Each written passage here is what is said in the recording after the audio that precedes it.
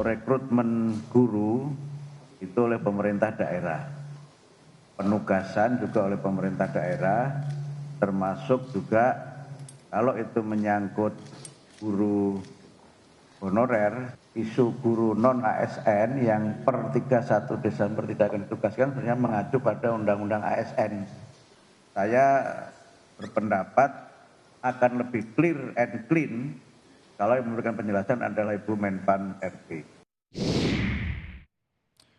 Masih di Satu Meja Forum, tadi Ibu Guru Lina di SMP 2 Palimanan Cirebon, Pak Fahriza di SMKN 4 di Medan menceritakan betapa pentingnya keberadaan guru, betapa sangat membutuhkannya anak-anak SMP dan SMK, dan tentu ini adalah salah satu contoh saja.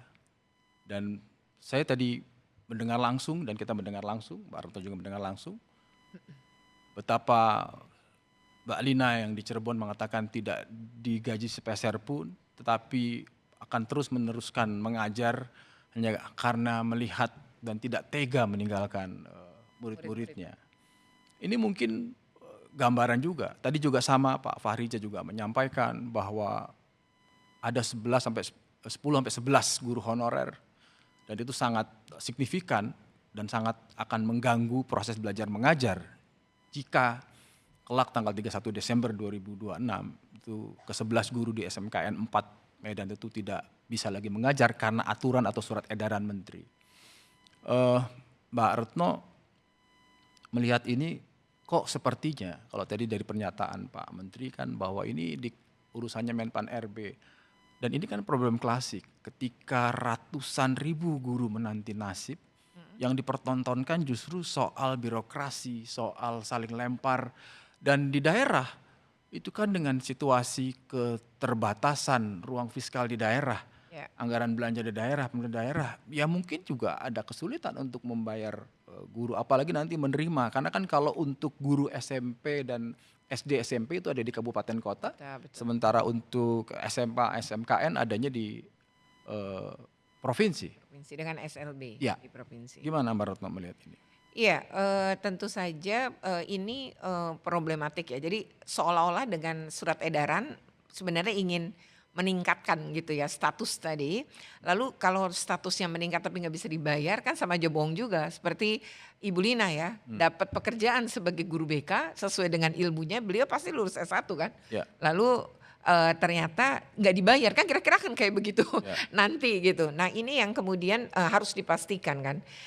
Pertanyaan saya kan sebenarnya gini, daerah itu bilang nggak mampu karena banyak yang lapor katanya ke Kementerian Pendidikan Dasar dan Menengah. Nah sekarang atas dasar apa? Apakah Anda punya data? Jadi tolong didata guru di masing-masing sekolah di wilayah Anda. Tadi kabupaten kota di bawah siapa, di kepala-kepala dinas pendidikan aja yang bergerak, SMA, begitupun yang di level provinsi. Hitunglah berapa sebenarnya yang real mereka harus bayar gajinya ketika mereka diangkat sebagai ASN dengan P3K paruh waktu. Nah dari situ kan baru tergambar, daerah punya nggak? Ya ambillah, ini kan uang rakyat ya yang harusnya nggak usah pelit sama guru. Apalagi kan pendidikan tuh harus 20% di daerah juga APBD-nya. Nah kalau belum 20%, ayo masukkan 20% agar guru juga bisa dibayar di situ. Jadi ini bukan soal nggak mampu, tapi maksud saya political will, mau nggak? Kalau para kepala daerah ini adalah orang-orang yang peduli pendidikan, harusnya punya political will bahwa menyelamatkan pendidikan kita. Yang kedua adalah untuk gubernur juga sama ya, untuk di provinsi misalnya soal SMK, SMA dan SLB. Itu sama, hitung coba. Nah, kayak tadi misalnya di SMK, itu tadi yang Pak Riza bilang kalau tidak salah sih kalau terkena dia akan mengeluarkan 3. Berarti sisanya guru-guru yang honorer selama ini 16 ya, tadi dikurang 13 tuh aman karena sudah berada di Dapodik dan masuk kategori yang bisa diangkat, mungkin begitu. Nah yang 3 yang tidak bisa diangkat ini mau dikemanain? Lalu kan tadi kan? Iya pertanyaan Pak Reza juga tadi pernyataannya juga mengatakan dia bisa jadi guru ini mengundurkan diri di Juli karena Pak biar dia bisa cari pekerjaan di swasta kan. Nah berarti belum waktunya Desember, udah kehilangan dulu. Kehilangan karena kan tahun ajaran bukan tahun anggaran. Tahun anggaran kan Januari nanti tahun anggaran namanya. Nah nanti kalau udah didata baru daerah mampu berapa. Nah, taruhlah misalnya angkanya nggak sebesar P3K penuh waktu misalnya, tapi bisa separuhnya. Lalu bagaimana mekanisme anggaran melalui dana BOS tetap bisa bayar, namanya gaji tambahan. Karena yang wajib bayar itu APBD kan Ya. untuk gaji. Nah, pemerintah pusat hanya bisa nambahin. Nah, lalu pastikan bahwa teman-teman ini bisa dapat tunjangan profesi. Kayak Ibu Lina saya rasa seharusnya bisa kalau dia sudah masuk Dapodi, walaupun mungkin taruhlah dia nggak dibayar oleh sekolah itu, tapi setidaknya dia bisa dapat tunjangan profesi misalnya memenuhi syarat tentunya. Muridnya pasti banyak di sekolah negeri itu, jadi dia sebenarnya bisa tuh. Saya tanya ke Pak Fahriza ya. Pak Fahriza masih bisa mendengar suara saya Pak Fahriza? Ya Mas. Oke. Pak Fahriza tadi mendengar apa yang disampaikan Mbak Retno kan. Artinya memang Iya. jangan-jangan sebelum tanggal 31 Desember 2026 itu karena tahu ada surat edaran, ada beberapa guru honorer yang berpikir ya udahlah saya di bulan Juli saya akan mencari pekerjaan lain, belum sampai sana. Apakah ada hal yang sama disampaikan Mbak Retno itu terjadi juga di SMKN 4 Medan? Kalau itu kan kita belum bisa Ya. katakan gitu ya Mas, tapi kan kemungkinan yang saya sampaikan tadi adalah kemungkinan kalau kepala sekolah mengambil kebijakan sendiri gitu, bahwa dia kan tidak mau juga kepala sekolah nanti terlalu ribet ya di Januari 2027 itu untuk mencari guru yang baru kan gitu. Dan juga kasihan teman-teman yang kemudian nanti di Desember 2026 itu andaikan diberhentikan, mereka kan harus mencari tempat yang baru dan itu saya kira sangat sulit.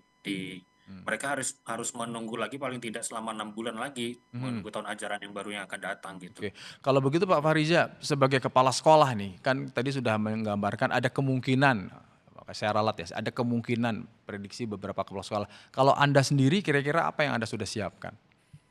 Ya saya kira tentu kita menunggu ini Mas, aturan berikutnya seperti apa ya, karena memang kalau kita mendengar apa yang disampaikan oleh Dirjen maupun Menteri terkait surat edaran ini kan katanya tidak akan memberhentikan guru-guru secara sepihak gitu ya. Tapi Oke. walaupun kalau kita baca dari surat edaran ini kan ya sangat jelas gitu ya. Ya ada 3 poin salah satunya itu tadi. Iya, nggak multi tafsir sebenarnya, Ya, hanya satu ya. tafsir itu gitu. Ya. Jadi kita masih menunggu ini lagi Mas, barangkali ada petunjuk berikutnya ya. Jadi saya kira Dirjen pun nggak hanya bisa omong-omong aja gitu ya, baik melalui media sosial maupun televisi gitu, tapi harus ada tindakan yang nyata gitu ya. Harus ada semacam surat mungkin edaran dari Dirjen ya, karena ini kan surat edaran dari Menteri ya, yang SI nomor 7 ini. Ya, Mungkin betul. untuk Untuk pelaksanaannya ada Direktorat Jenderal. Iya, butuh surat Oke, edaran lagi Pak mungkin. Fahriza kita dengar dulu ya apa yang sudah disampaikan oleh Ibu Dirjen. Namun mereka statusnya masih non-ASN. Ada himbauan ya, atau secara undang-undang itu jika sudah diterapkan, karena tidak boleh ada status apapun selain ASN, maka kami khawatir kalau pemerintah daerah tidak punya rujukan yang kuat untuk tetap memperkerjakan guru-guru non-ASN yang masih kami butuhkan. Sehingga kami bersepakat dengan Menpan juga untuk membuat edaran menteri, yang mana isi edaran itu adalah guru-guru itu masih boleh dipekerjakan atau jangan diberhentikan dulu. Itu diperlukan oleh oleh kepala daerah ya, agar mereka punya rujukan pegangan untuk tetap bisa mempekerjakan non-ASN di sekolah-sekolahnya, termasuk memberi gajinya. Kenapa dibatasi? Karena memang setiap perjanjian seperti P3K juga di akhir tahun ya Mas ya. Harapannya kami saat ini sedang menggodok ya bersama dengan kementerian terkait untuk skema apa sih nanti yang akan kita bisa lakukan untuk tahun 2027 ya. Oke, Bu Retno, Ya. kan ya saya nggak mau ngomong ada memberikan harapan atau PHP lah istilah sekarang ya, tapi kan kalau dari penjelasannya kan melanjutkan dari surat edaran itu Bu Dirjen menjelaskan tadi bahwa ya masih ada peluang untuk tetap mempekerjakan, tetapi kan lagi-lagi ini soal administrasi. Yang kedua bagi kepala daerah kabupaten maupun provinsi kan tidak hal yang mudah, tidak semudah itu kan. Kan bebannya di mereka. Iya, ini yang tadi saya bilang seperti melempar tanggung jawab gitu. Seperti melempar, padahal ini nasib ratusan ribu. Ya, dan tadi Bu Dirjen menyebut kata masih kami butuhkan. Ya. Sebenarnya istilah itu harusnya kepala daerah juga punya pikiran yang sama, kan masih dibutuhkan juga. Nah ini yang menurut saya tuh kebijakan ini jadi seolah-olah menyelesaikan hanya sekedar status agar mereka tetap bisa bekerja. Dan betul memang P3K itu kan namanya dengan perjanjian. Memang bisa dievaluasi setiap tahun. Tapi kan tetap harus masuk menjadi ASN, tetapi tadi menggunakan skema yang atau pilihan P3K paruh waktu, kan itu maksud Bu Dirjen tadi. Ya, betul. Nah itu Bu Dirjen juga tadi ngomong bahwa itu akan punya tanggung jawab daerah, kan udah gitu. Betul. Kalimat tanggung jawab daerah ini adalah di uangnya. Nah problemnya kalau daerah nggak mau tanggung jawab karena nggak ada uangnya. Ya, misalnya mereka mau tanggung jawab. Dan kita tahu lah, sekarang gitu. hampir semua pemerintahan Daerah daerah sedang kekurangan. kesulitan kaitannya dengan Betul. Mereka anggaran. nyaris bahkan nggak bisa bikin kegiatan ya, sangat Ya. sedikit. Jadi betul-betul murni rutin aja seperti gaji, ya sarana pemeliharaan dan lainnya. Nah ini yang menurut saya adalah penting diomonginnya di sini. Pertama dengan DPRD. Ini kan nggak pernah nyebut DPRD juga.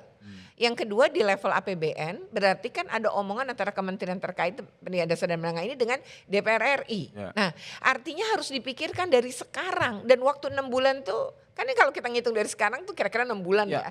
Dan akan ada APBN dan APBD perubahan kan kira-kira Agustus. Nah berarti harus dilakukan setidaknya di Agustus dan waktunya sangat mepet. Jadi ini penting yang langkah pertama kan pendataan daerah dulu. Seperti apa nih, berapa jumlahnya dan kira-kira berapa hitungannya. Mereka sanggup membayar berapa. Lalu yang kedua, ini kan berarti DPR RI juga harus ikut untuk penambahan. Nah bagaimana kemudian misalnya dana BOS tetap bisa dipakai nih untuk menjadi tambahan aja. Nah lalu Dan sekarang itu kan perlu persetujuan dari persetujuan karena DPR. sekarang kuotanya kan 20 ya. Nah apakah kemudian bisa misalnya dinaikin kalau ternyata daerah itu nggak sanggup kan karena kalau dana BOS kan dari APBN gitu. Nah ini kan perlu diomongin juga. Nah lalu bagaimana DPR RI juga menyikapi ini dong Komisi 10. Ya. Jadi menurut saya ini lintas ya. Karena penganggaran kan fungsi anggaran ada di DPRD dan di DPR RI. Ya. Nah sejauh mana ini diomongin? Karena saya lihat DPRD nggak ada nih kelihatan ngomongin ini atau diomongin soal ini. Nah jadi sementara waktu terus berjalan. Nasib teman-teman ini gimana? Nah nanti kalau nasibnya SA ini juga nggak bisa jalan, tetap ada honorer di tahun 2000 berapa? Siapa yang bayar? 27. Siapa yang bayar? Atau gini, bener-bener akhirnya sekolah wajib mengeluarkan gitu ya, karena udah nggak ada nih. Lalu bagaimana nasib murid-murid kita, anak-anak kita, layanan pendidikan kita, kualitas pendidikan kita. Nah ini ya, jadi harusnya ini juga diomongin. Saya ngelihat ini kok sekedar Kemendikdasmen, oh ya kan itu urusannya Menpan. Lalu Dan itu hanya gara-gara ada undang-undang ASN. betul, sehingga kan dua hanya dikenal Dan guru sampai itu sekarang kan kita dua belum aja. melihat solusi konkret gitu ya Mbak ya. Belum lihat. Banyak pihak yang beranggapan bahwa salah satu muncul polemik soal edaran menteri ini adalah buntut dari pemangkasan anggaran oleh presiden. Benarkah demikian? Kita akan kembali setelah yang satu ini, tetaplah